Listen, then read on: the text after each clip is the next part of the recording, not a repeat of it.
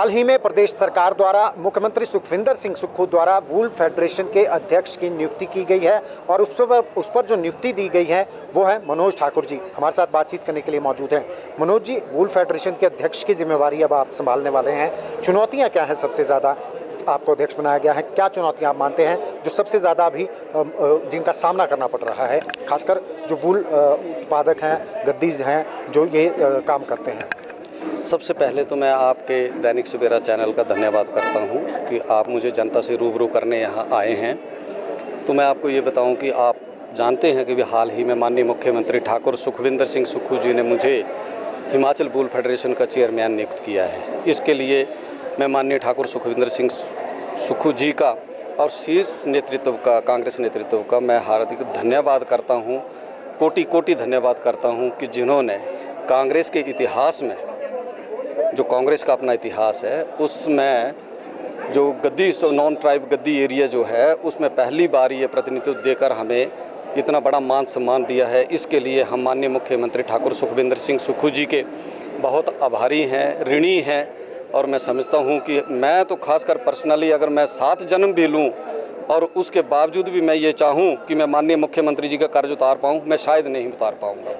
अच्छा, रही बात जहाँ तक आप मुझे आपने ये कहा कि जो चुनौतियां हैं, आप जानते हैं कि गद्दी समुदाय एक ऐसा मेहनत कश समुदाय है, ऐसा एक बहादुर मैं कहूँगा कि जिन्होंने वर्षों से कई चुनौतियों का सामना करते आए हैं, चाहे वो चारागाह से संबंधित समस्याएं हो, चाहे बीमारियों से संबंधित हो, चाहे चोरी चकारी से संबंधित हो, चाहे उनको ऊन की जो समर्थन मूल्य आज दिन तक नहीं मिल रहा, जो कि कैश क्रॉप के तौर पर इसको जाना जाता है, उसको नहीं मिल रहा है। इससे वो लोग जो है, अधिकतर लोग जो हैं, इस वजह से अपने भेड़ पालन व्यवसाय को छोड़ने पे मजबूर हो रहे हैं। परंतु मैं आपको ये बताऊं कि छोड़ने से हमें बहुत दुख हो रहा है। हमारा जो एक समुदाय है ये बहुत दुखी है, क्योंकि ये जो समुदाय, ये जो व्यवसाय है, ये व्यवसाय नहीं है, ये मात्र व्यवसाय नहीं है। आप जानते हैं कि पूरे हिंदुस्तान में इस व्यवसाय के साथ साथ हमारी संस्कृति भी जुड़ी हुई है। अगर ये व्यवसाय ही खत्म हो जाएगा तो हमारी संस्कृति भी खत्म हो जाएगी। हिंदुस्तान तो क्या, पर मैं समझता हूँ कि पूरे संसार में एक ये ऐसी संस्कृति है, हमारी जो संस्कृति है, शायद इतना रिच कल्चर शायद ही कोई हो।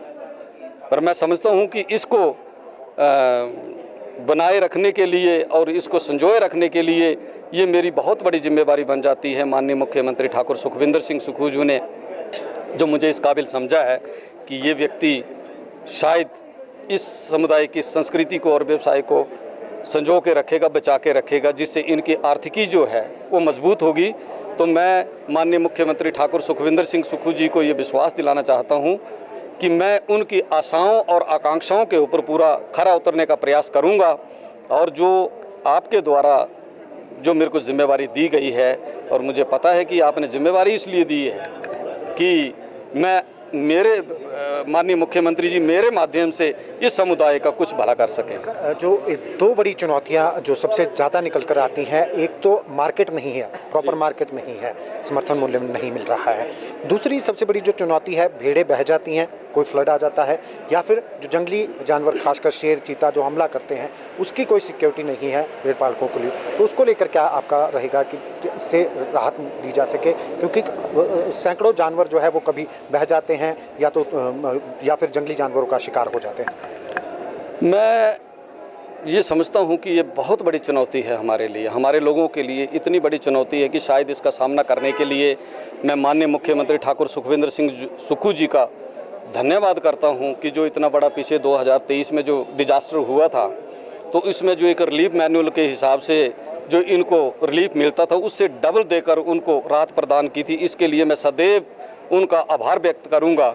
और मैं समझूंगा ये जितनी भी आपने जो आपदाएं, इनके ऊपर आने वाली आपदाएं हैं, इनको बताया है, ये सभी मैं माननीय मुख्यमंत्री जी से रिक्वेस्ट करूंगा, इन सभी ये जो चुनौतियां हैं उनको आपदा को घोषित किया जाए, ताकि उनको ज़्यादा से ज़्यादा मुआवजा मिले, ताकि वो अपने व्यवसाय को छोड़ने पे मजबूर ना हो। दूसरी बात रही कि इसका जो ऐसी को स्थिति में मैं मानता हूं कि ऐसा तो है नहीं कि भेड़ पालक ने बोल दिया कि मेरी 50 मर गई तो 50 का ही क्लेम दिया जाए।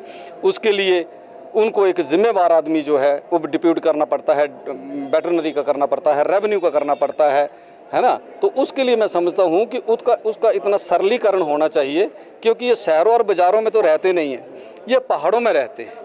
तो वहाँ पर अगर आपने कोई ऐसा आदमी डिप्यूट कर दिया कि जिसको टाइम ही ना हो, तो उससे उन लोगों को बहुत बार जो है उनको क्लेम नहीं मिल रहा है। तो मैं समझता हूँ कि माननीय मुख्यमंत्री जी इसका इतना सरलीकरण करें कि वो मौके पे ही उन व्यक्ति का जो जितना भी नुकसान हुआ है उसकी भरपाई की जाए। और रही बात है इंश्योरेंस की, इंश्योरेंस का भी एक चला था, पर इंश्योरेंस का तो आप जानते हैं कि इंश्योरेंस का जो हमने सरलीकरण ना करने की वजह से इंश्योरेंस का काम जो है वो हमारा अधूरा रह गया। तो मैं समझता हूँ कि या तो इंश्योरेंस जो है वो भी एक उसमें भी सरलीकरण होना चाहिए, रिलीफ मैनुअल में भी सरलीकरण होना चाहिए और रिलीफ मैनुअल में बढ़ोतरी होनी चाहिए। आप सभी जानते हैं कि गाय भैंस का कुछ सालों से हम गाय भैंस का 15-20 हज़ार रुपये देते थे रिलीफ में, है ना। जब वो ऐसी कोई आपदा से मर जाती थी तो उनको 15 और 20 हज़ार मिलता था। आज उनकी जो आपदा राहत राशि है वो अभी 37,500 है। घोड़ा खच्चर जो था 15-16 हज़ार रुपये मिलता था, आज 30 हज़ार रुपये है।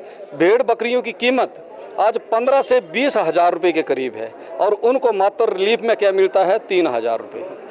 बड़ा अफसोस है। तब ये भी हमारा एक अनदेखी की वजह से हमारा जो समुदाय है ये इस समुदाय व्यवसाय को छोड़ने पे मजबूर है।